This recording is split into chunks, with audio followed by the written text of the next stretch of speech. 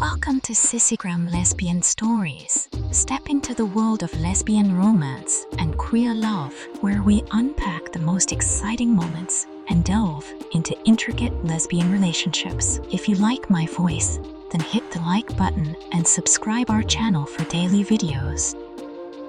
Now, let's start the story. The idea came to me one chilly evening as I sat alone in my lavish penthouse, a glass of wine in hand, watching the rain streak down the floor to ceiling windows. My husband, Jack, was away again, off on yet another business trip that seemed to stretch endlessly. The silence in our home was thick, almost suffocating. For the first time, I couldn't bear it. I wanted something more. Warmth, companionship, perhaps even a thrill I hadn't allowed myself to feel in years. So, I made a decision. As I scrolled through the website, a strange rush swept over me, equal parts nervousness and excitement. Part of me couldn't believe I was actually doing this, but something deeper inside urged me on. And then I found her, Alina. Her profile stood out like a beacon. Her smile was warm, genuine, the kind of smile that made you feel understood before you even spoke. Without overthinking, I booked her for the evening. An hour later, the soft chime of the elevator announced her arrival on my floor. My heart raced as I walked to the door, smoothing down my dress and taking a steadying breath. When I opened it, there she was. Alina had an effortless grace about her. She wore a sleek black dress, her hair falling softly around her face. Her smile, just as warm and disarming as in her profile, put me at ease instantly. "You must be Maya," she said, her voice smooth and warm like honey. She extended a hand, and as I shook it, I felt a spark at the simple touch. Her gaze lingered on mine, and for the first time in years, I felt seen. "Come in," I managed, stepping aside to let her in. "Would you like a glass of wine?" She nodded, her eyes taking in the space as she walked into the dining room. "I'd love one, thank you." We settled on the plush couch by the window, the city lights sparkling like a sea of stars behind us. I poured us each a glass, and we started to chat. The conversation flowed effortlessly, as if we'd known each other for years. Alina had a way of listening that felt rare. She wasn't just hearing my words, she was absorbing them. "What made you call me tonight?" she asked after a while, her voice soft and inviting. I hesitated, staring down at my wine glass. I don't know. Really, I suppose I just felt lonely. My husband's always away, and I don't really have anyone to talk to. I looked up, searching for judgment in her eyes, but finding none. She nodded, her expression understanding. "Sometimes we all just need someone who's really there, you know," she said. Her words struck a chord deep within me. As we talked, I realized how long it had been since someone truly saw me, since someone cared about what I had to say without expectations or pretense. Alina's laugh was infectious, her presence grounding, and before I knew it, the air between us had shifted. I found myself looking at her differently, noticing the soft curve of her smile, the way her fingers brushed the edge of her glass. The rain continued to fall outside, a steady rhythm that seemed to echo the quiet thrum in my chest. We had moved closer, our laughter fading into a comfortable silence. Then, gently, Alina placed her hand on my knee. Her touch was warm, grounding, yet it sent a thrill racing through me. My breath caught as her fingers slid up my arm, leaving a tingling warmth in their wake. She held my gaze, her expression tender and searching, as though she were uncovering a part of me I'd kept hidden for years. Slowly, She guided my hand to her face, pressing her lips softly against my palm. "Is this okay?" she murmured, her voice low and reassuring. I nodded, unable to form words. She leaned in, her lips grazing mine, a quiet invitation that I found myself answering as I closed the distance between us. Her kiss was unhurried, yet it carried an intensity that made my heart race. As her hands moved to my waist, her touch both firm and gentle, I felt my carefully constructed walls begin to crumble. The straps of my dress slipped from my shoulders, guided by her hands, each movement deliberate and filled with intention. Her fingers traced my skin as though she were memorizing every inch, and I felt more vulnerable and more alive than I had in years.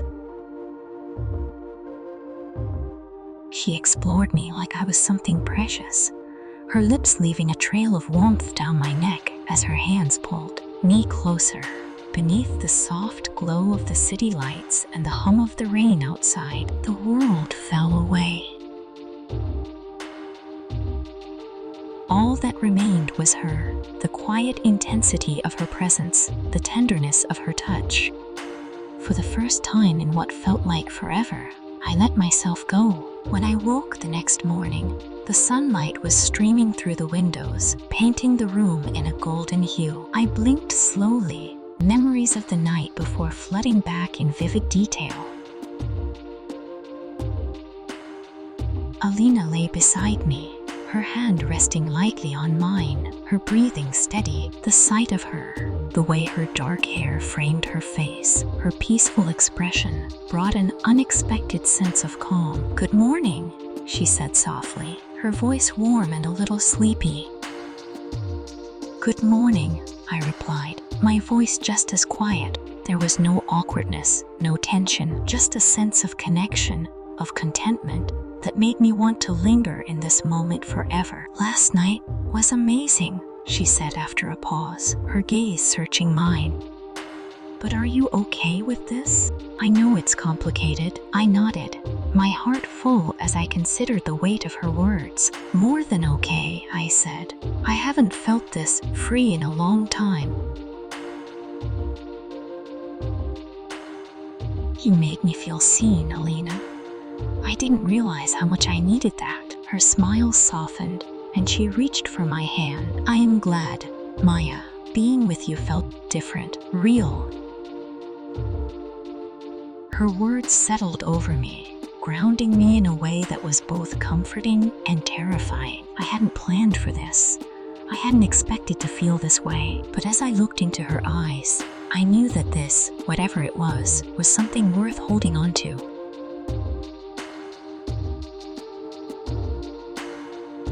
"Would you stay for breakfast?" I asked, the question carrying more weight than I intended.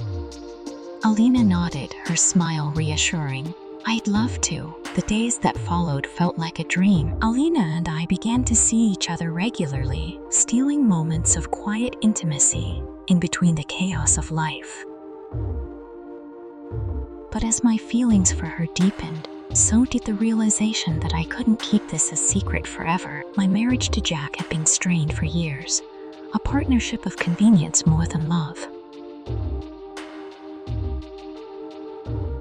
But I knew I owed him honesty. One evening, as Alina and I sat on the rooftop garden of my building, watching the sun dip below the horizon, she turned to me, her expression thoughtful. "Maya, where do you see this going?" Her question was gentle, but I could feel the importance of my answer. I took a deep breath, the truth catching in my throat. "I don't know what the future holds," I said finally, my voice steady, "but I know that I want you in it. You've given me something I didn't even know I was missing, and I don't want to let it go."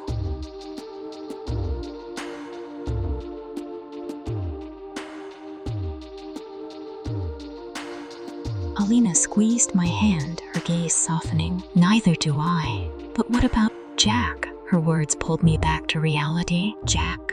I hadn't thought about him much lately, but I knew the time had come to face the truth. "I have to be honest with him," I said, my voice firm. It's not fair to him or to me to keep pretending. What came next was easy. Telling Jack the truth brought anger, pain, and the undeniable realization that our marriage had been over long before Alina entered the picture. But through it all, Alina was there, her quiet strength and unwavering support anchoring me in ways I hadn't known I needed. With her, I found a kind of love I didn't think I deserved. A love that made me feel seen, understood, and cherished. One evening, as we walked through the city hand in hand, she looked at me, her gaze filled with warmth. "Are you okay?" she asked softly. I nodded, a genuine smile spreading across my face. For the first time in a long time, I really am. And in that moment, I knew I'd made the right choice. I had found something real, something worth fighting for.